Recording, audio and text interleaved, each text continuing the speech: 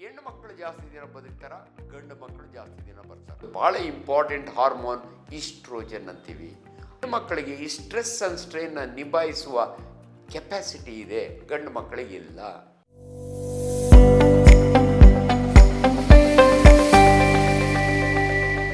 ನಮಸ್ಕಾರ, ಡಾಕ್ಟರ್ ಆಂಜನಪ್ಪ. ಎಲ್ರಿಗೂ ಒಂದು ಕಾಮನ್ ಡೌಟ್, ಹೆಣ್ಣು ಮಕ್ಕಳು ಜಾಸ್ತಿ ದಿನ ಬದುಕ್ತಾರ, ಗಂಡು ಮಕ್ಕಳು ಜಾಸ್ತಿ ದಿನ ಬರ್ತಾರ? ನೋಡಿ, ಮೊದಲೆಲ್ಲ ಪ್ರೀ ಇಂಡಿಪೆಂಡೆನ್ಸು ನಮ್ಮಲ್ಲಿ ಲೈಫ್ ಎಕ್ಸ್ಪೆಕ್ಟೆನ್ಸಿ ಅಂತೀವಿ 56 ವರ್ಷ 60 ವರ್ಷಕ್ಕೆ ಮೊದಲೇ ಬದುಕ್ತಿರಲ್ಲ. ಇವತ್ತು ನಮ್ಮ ಭಾರತ ದೇಶದಲ್ಲಿ ಹೆಣ್ಣು ಮಕ್ಕಳು 73 ವರ್ಷ ಬದುಕ್ತಾರೆ, ಗಂಡು ಮಕ್ಕಳು 70 ವರ್ಷ ಬದುಕ್ತಾರೆ. ಈ ಸ್ಟ್ಯಾಟಿಸ್ಟಿಕ್ಸ್ನ ನೀವು ಇಡೀ ಪ್ರಪಂಚದಲ್ಲಿ ಯಾವುದೇ ದೇಶಕ್ಕೆ ಹೋಗಿ, ರಷ್ಯಾ ಒಳಗೆ ಹೆಣ್ಣುಮಕ್ಕಳು ಗಂಡು ಮಕ್ಕಳಿಗಿಂತಲೂ 10 ವರ್ಷ ಜಾಸ್ತಿ ಬದುಕ್ತಾರೆ.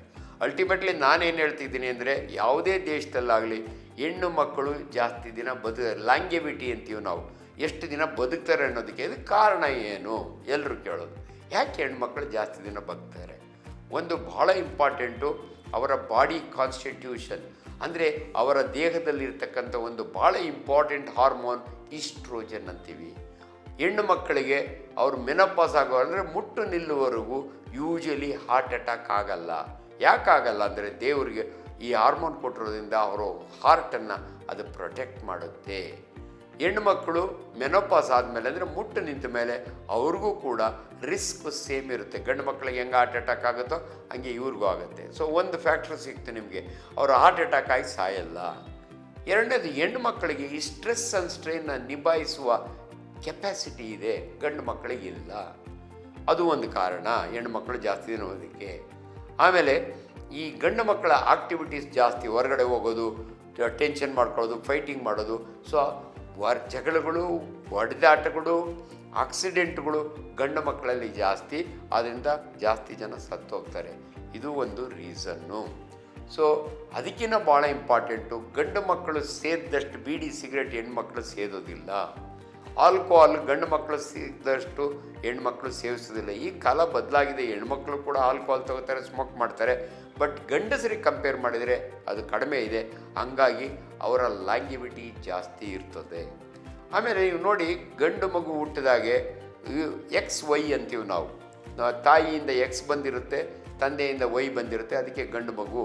ಹೆಣ್ಣು ಮಗು ಆದರೆ XX, ತಾಯಿಯಿಂದ ಒಂದು X ಬಂದಿರುತ್ತೆ, ಜೀನ್ಸ್ ಅಂತೀವಿ. ಇವೆಲ್ಲ ನಾವು ಜೆನೆಟಿಕ್ ಕೋಡು. ಸೊ ಈ XX ಅನ್ನೋದು ಹೆಣ್ಮಕ್ಕಳಿಗೆ ಒಂದು ಪ್ರೊಟೆಕ್ಷನ್ ಕೊಡುತ್ತೆ.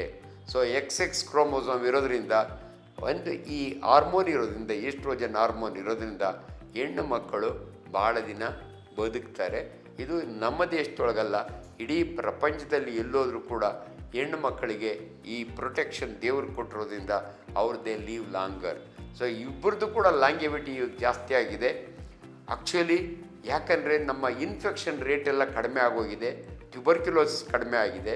ಬಟ್ ಬೇರೆ ಬೇರೆ ಕಾಯಿಲೆಗಳಿಂದ ಡಾಕ್ಟ್ರು ಹಿಂಗೆ ಹೇಳ್ತಾರೆ, ಅಲ್ಲಿ ನೋಡಿದ್ರೆ ಯಂಗ್ ಪೀಪಲ್ಸ್ ಎಲ್ಲ ಹಾರ್ಟ್ ಅಟ್ಯಾಕ್ ಆಗಿ ಸತ್ತೋಗ್ತಾ ಇದ್ದಾರೆ.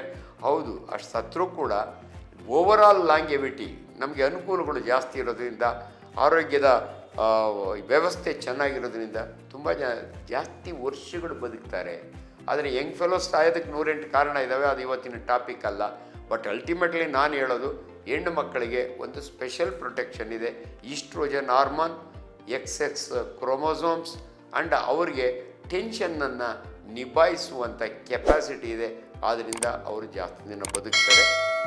ಆದ್ದರಿಂದ ಅವ್ರಿಗೆ ಒಳ್ಳೆಯದಾಗಲಿ ಅಂತ ಆಶಿಸ್ತಾ, ಗಂಡು ಮಕ್ಕಳು ಕೂಡ ಅವ್ರ ಜೊತೆಯಲ್ಲಿ ಕಾಂಪೀಟ್ ಮಾಡೋಂಗಿಲ್ಲ, ಇದರ ಕಾಂಪೀಟ್ ಮಾಡಿ, ಸ್ಮೋಕ್ ಮಾಡೋದು ಬಿಡಿ, ಆಲ್ಕೋಹಾಲ್ ಕುಡಿಯೋದು ಬಿಡಿ, ಸೊ ನಾನ್ ವೆಜಿಟೇರಿಯನ್ ಕಡಿಮೆ ಮಾಡಿ, ನೀವು ಕೂಡ ಅವರಷ್ಟೇ ಜೀವನ ಮಾಡ್ಬೋದು ಅಂತ ಹೇಳ್ತೀನಿ. ನಮಸ್ಕಾರ.